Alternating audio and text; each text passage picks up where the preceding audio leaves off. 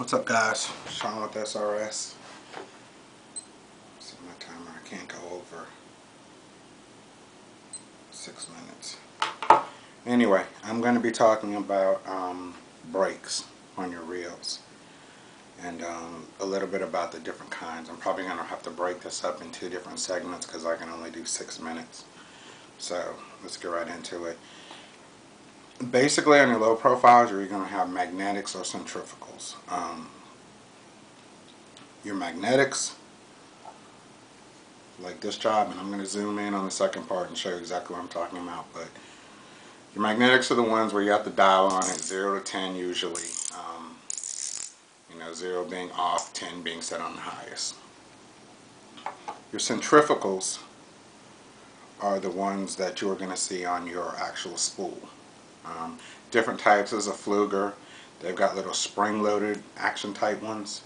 On the Corrados and some of the other reels, they'll have what I call the top hat ones, where you pull the pins on or off. Pushing them in turns them off, pushing them out turns them on. What's the difference between the two different ones? Your centrifugals mostly work with the initial cast, that start off cast. When you first fire out, whatever it is, let's say a crankbait, your centrifugals work to keep the spool in, in sync. Your magnetics more work with the second part of your cast and the downfall of your bait, whatever it is. Something to note. Excuse me. I did a test with both centrifugal and magnetics, and I went and I turned all the centrifugals off, free spooled it, so I got about 20 seconds, and gradually added a brake on every time. Well, by the time I added all 6 of them on, with my free spool time starting at 20 seconds, with none of them on, and then ending with all of them on, it only changed about 4 seconds. It went down from maybe 20 seconds to 16, 15 seconds.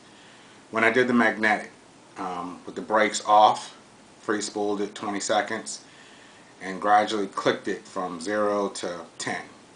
By the time I got to 10, the difference was, it went from 20 seconds to about 4. Magnetics significantly have more control over the overall braking of your spool. Which one's better? I guess it kind of depends on what you're throwing. My Pflueger Purist, I've just got centrifugals and I love them, but all I throw is crankbaits with that reel. And pretty much only 3/8 and up. When I have to go down to a 1/4 ounce one, I like to run my Supreme, which actually has both. And that's what I think, the best reel I think is to have both, but most of the reels don't seem to have that. They seem to have one or the other, and depends on what your reel has. So let's talk about the care. Centrifugals, they have a brass or a copper ring, and these are the ones that need the most care.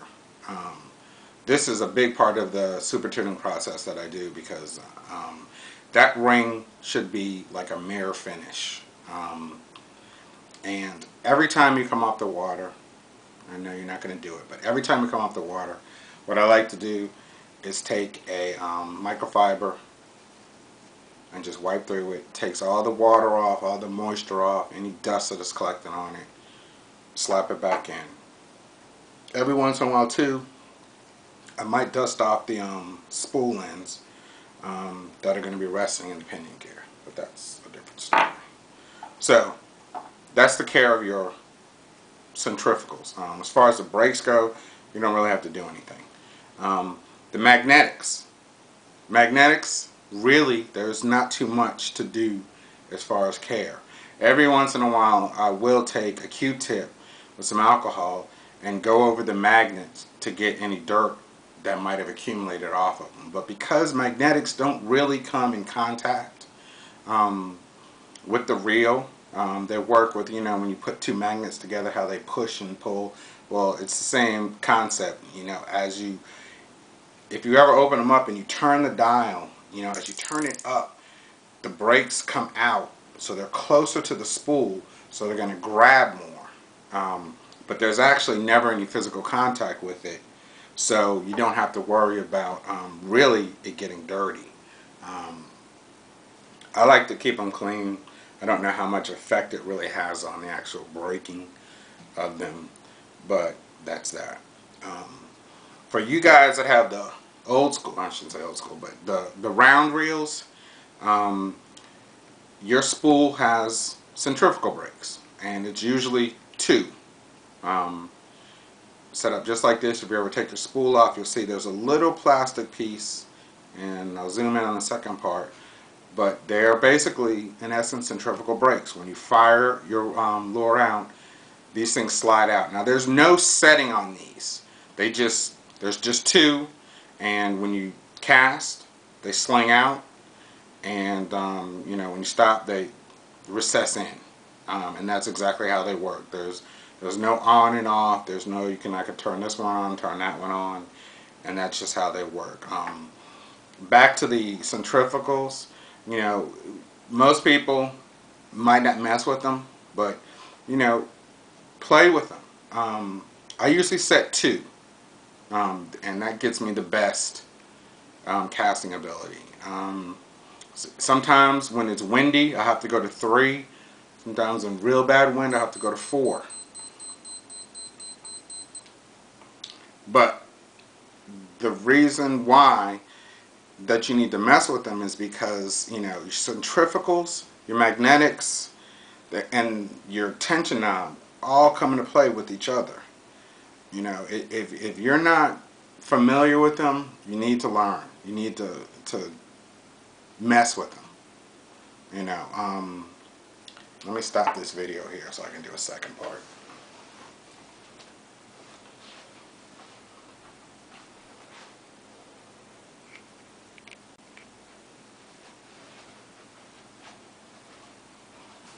Okay, back with the second part. I was talking about how you need to mess with your brakes, specifically with your centrifugals. You know, that even though the tension knob is not really a braking system, it is kind of, because your tension knob, what it is it, as you screw that thing down, it puts tension on the end of this spool shaft. And you know, that's the thing when you raise your reel up and you press release bar, and you know how fast your reel or your lure drops down. That's based off of your tension knob. Well, all that comes into play when you're casting. Me, myself, I set my centrifugals on 2, and then I work, when I have my Supreme, I work with the magnetics for different wind conditions and different baits of different sizes and things like that. When I'm using my Pflueger, which just has a centrifugal, then I have to mess with my tension knob. I like a tension knob with a click, because you know how many clicks, and if you really mess with them, you can know how many clicks you have to turn back or turn on to get a little bit of resistance on that spool shaft. And that's why I say you got to play with them. One of the things I did when I first got my baitcaster, and partly the reason why I did it was because my wife didn't like me going out and fishing, so I would wait till she went to sleep, and I would sneak out on the falls at like 11, 12 o'clock. And the good thing about it was that it really got me in sync with my baitcasters. I mean, to the point where I could actually, by the sound of them, I knew when that lure was falling. But you know, it helped me get a good thumb. It helped me, you know, with my casting. You know, I had a little headlight so I could look and see what I was setting them on, and you know, I gradually got to the point where now, you know, when I'm out casting, and I'll cast and I'll hit some wind, as soon as I get that thing back, I don't even have to look, but I just turn, you know, I know how many clicks to turn on my magnetics, or if I need to turn a couple clicks on my tension knob. And you know, your baitcaster will do a lot if you really get into it and really get into the settings of it and everything. And So now let me bring them over to you so you can see what these components are that I was talking about.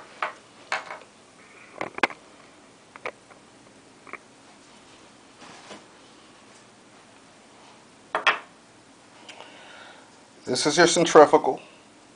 You see that ring, and like I said, it should be mirror clean. A lot of times on your centrifugal you'll start to see a ring worked around it, and what that is when your brakes, which are these right here,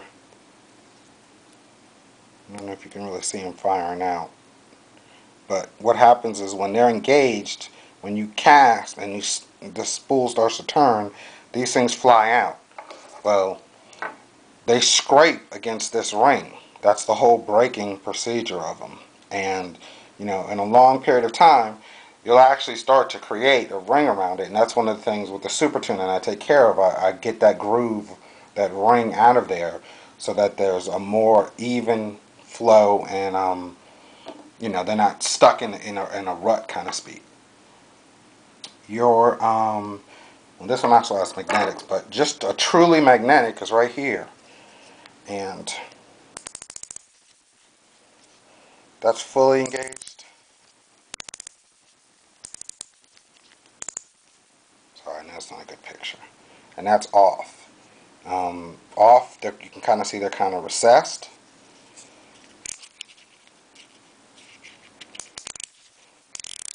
Engaged all the way. You can see they're out like that. And then your other one, where's your other spool? Somebody's getting ready to come in. The round reels, like the Abus, the 4600, the 5000s, that's your braking right there. And like I said, there's no setting of it. It just stays there, and as you turn, as you fire out your lure, it slings out and keeps the reel in constant rotation, or in a consistent rotation. So that's it.